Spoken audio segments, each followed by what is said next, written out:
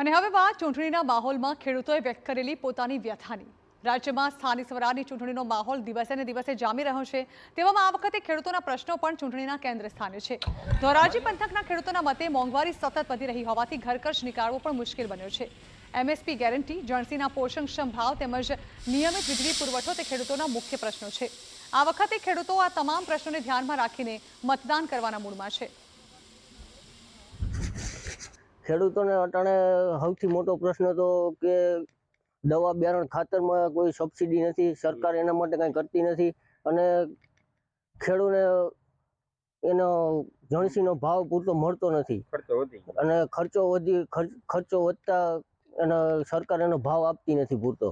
સરકાર એમએસપી ભાવ દે છે પણ 20 વીઘા જમીન હોય કે 10 વીઘા જમીન હોય તો એની મર્યાદા 10 મણની છે, તો અડધો માલ જાય ને અડધો તો બજારમાં વેચવો પડે અને વેપારીને ખબર જ છે કે ખેડૂત અહીંયા અમને દેવા આવવાના માલ એટલે પૂરતો ભાવ નથી દેતા। ખેડૂતને અત્યારે બહુ તકલીફ છે।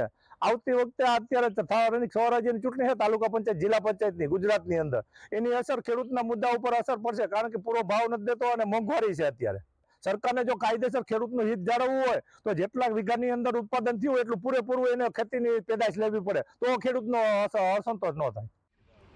ખેડૂતોનો આક્ષેપ છે કે સરકારના જાહેર કરાયેલા ટેકાના ભાવ મુજબ તેમની ખેતીની ઉપજની યોગ્ય કિંમત નથી મળતી તેમજ ટેકાના ભાવે સંપૂર્ણ જણસની ખરીદી ન થતાં આર્થિક નુકસાન થતું હોવાની વ્યથા પણ વ્યક્ત કરી।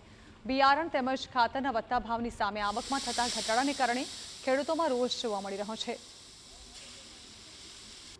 ખેડૂત સરકાર ખોટા મોટા બળિંગા ફૂંકી રહી છે કે અમે 2022ની અંદર ખેડૂતની આવક બમણી કરશું, એની જગ્યાએ ખેડૂતને પાયમાલ કરવાની વાત કરી।